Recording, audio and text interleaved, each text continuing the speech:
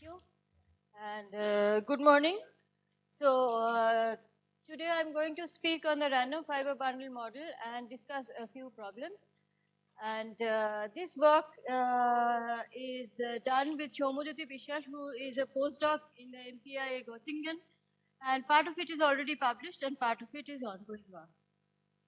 So this topic of strength of materials is a very fundamental and old one, and people have been interested in it for various reasons, right from time immemorial, perhaps. So basically, we'll deal with it in a broader sense, in the sense that we'll have a system which is composed of units and individual units, and each of them has to carry a load. So in that way, one can broaden the topic in a sense that, it can include things like disordered solids under stress, power grid networks carrying currents, roads carrying vehicular traffics, and computer circuits, etc.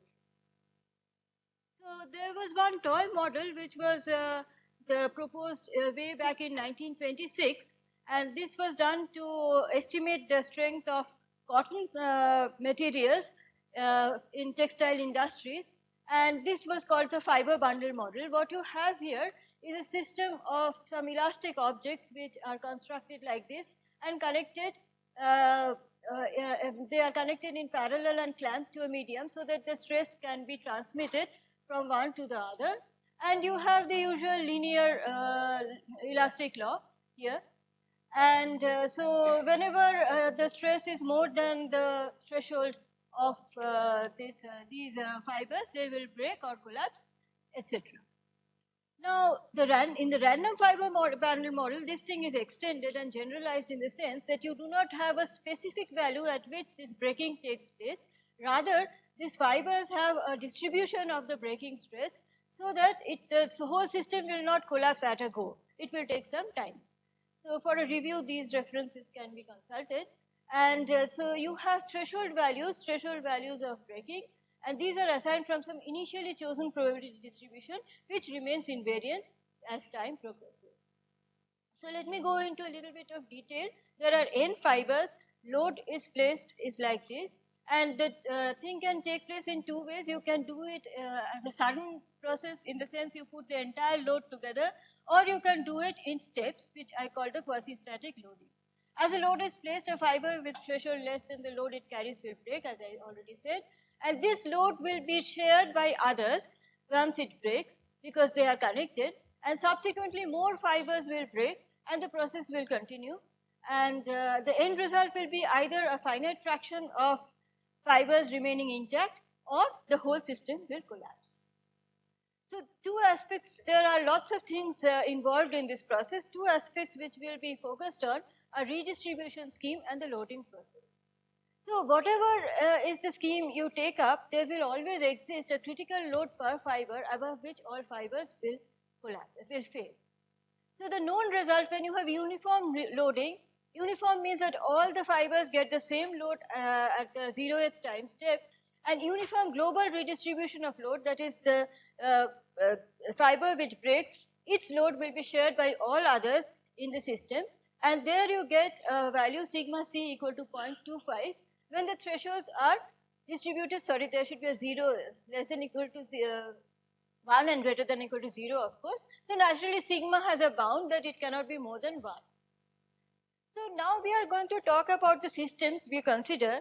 If you take a solid or some natural systems in which you do not have any control over the redistribution scheme, the things will naturally have a process of their own and you cannot do anything.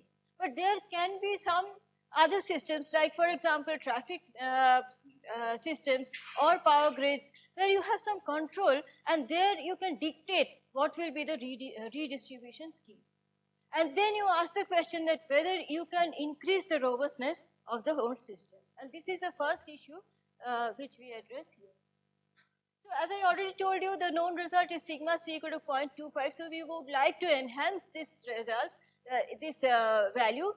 Whether is it possible to get something more than 0.25. So first we'll consider the case when there is uniform loading initially.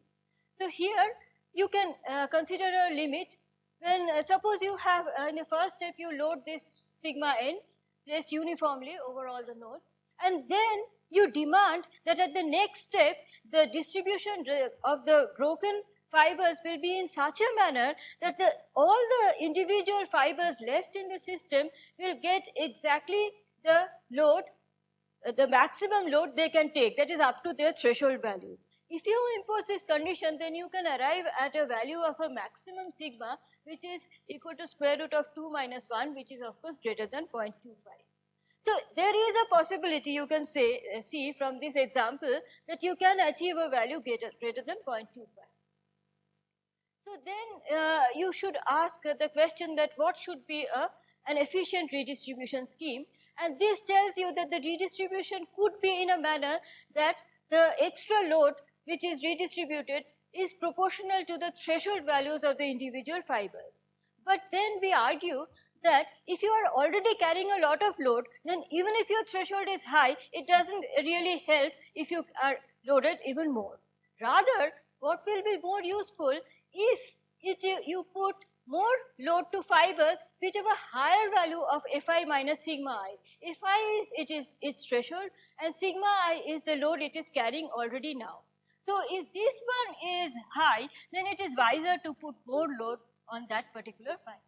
So we now propose a general scheme in which the load received by the ith fiber, which has the present stress equal to sigma I, to be proportional to Fi minus sigma I rather than just proportional to Fi with a factor B. W is just the excess load which has to be redistributed.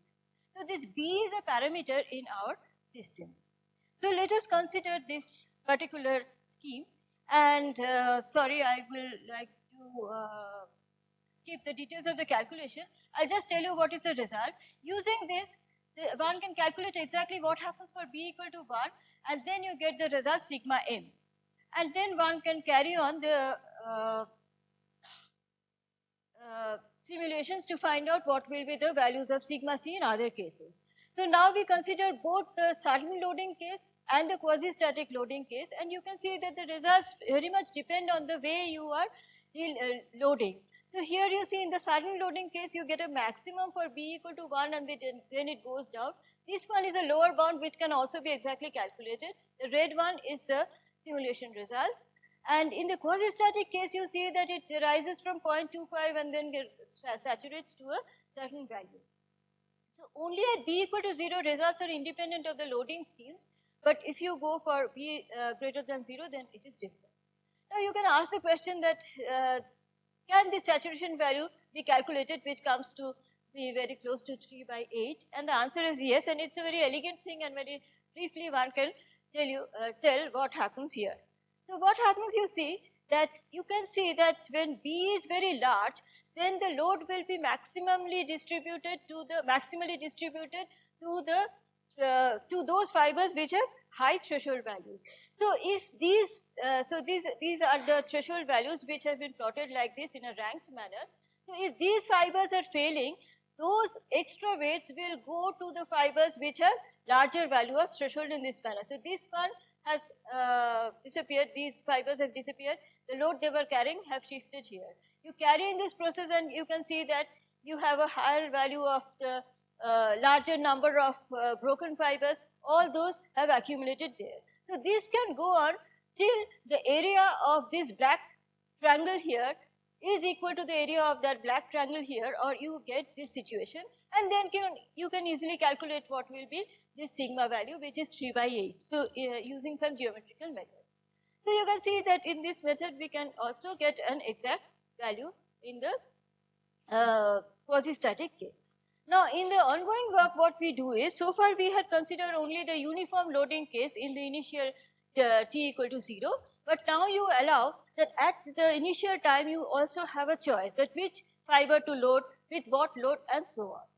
So in fact, if you have an independent choice to do so, then you can easily realize that there can be infinite number of ways of loading your system. In that case, we have to choose some specific paths to show what we want to show, and what we want to show is that the results are highly dependent on the path, and we'll show that there is an existence of an asymmetry in the system in this case. So let me give you one extreme example. So suppose only one fiber is being loaded with a say load delta, and if delta is greater than its threshold value, it will break, and further breakings may take place, and then it will end, and it's kind of an avalanche process. And after steady state is reached, another randomly selected fiber is loaded with delta and so on, and we'll find out what is the value of sigma c, the total load present when the system completely breaks. So let us look at this figure. Now you also have this parameter b, and this is delta, and these are the values of sigma c, and you can see that there are several regions where sigma c has different values, and of course, and also there is a re-entrant behavior, and you can explain these things in the way, in the limiting cases. For example, if you have very small b, it is something like the homogeneous case, and you end up with sigma c equal to 0.25. If b is very large and delta is small, then it is again like the quasi-static loading and so on. But in general, you need not to go into the details. The lesson is that sigma c can be greater than 0.25 in general. Okay, so another case is when you take not just a single load, fiber initially to load, but you choose a fraction row which you load, and then also you can find similar things. There are some structures here which can be explained by the very fundamental physics, which we are not going into it. And then the most interesting case perhaps arises when you have a process of loading q row p now fraction of fibers with a load q. So one limit we already know, when p equal to 1, qc will be equal to 1/4. You can arrive at another limit. If you choose q equal to 1, then your pc will be equal to 1/5. These two examples show that the loading, see, suppose you have the same loading done to the two cases, keeping p into q same, that may lead to different results, and that is shown by here, by these two figures.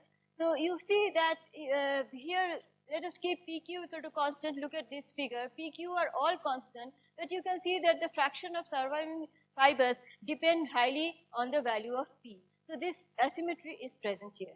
So let me conclude by these comments. And what I didn't discuss, I will just focus on that one. I know the time is up. That all these things are actually nothing but critical phenomena. So there are exponents and relaxation behavior associated, which also becomes very much dependent on the parameters we choose in this model. Thank you very much for your attention. Thank you, Parangamadi, for a very excellent talk. I was just wondering whether you have, as you said, a distribution I know we don't have, but of course it can be doable. The only thing you need is you have to have control over the system. That is right. But it is doable. Old circumstances, no experimental results. I don't think aware of where such things you have. Maybe you will do it. Oh, let's see. More easily said than done. Any other question?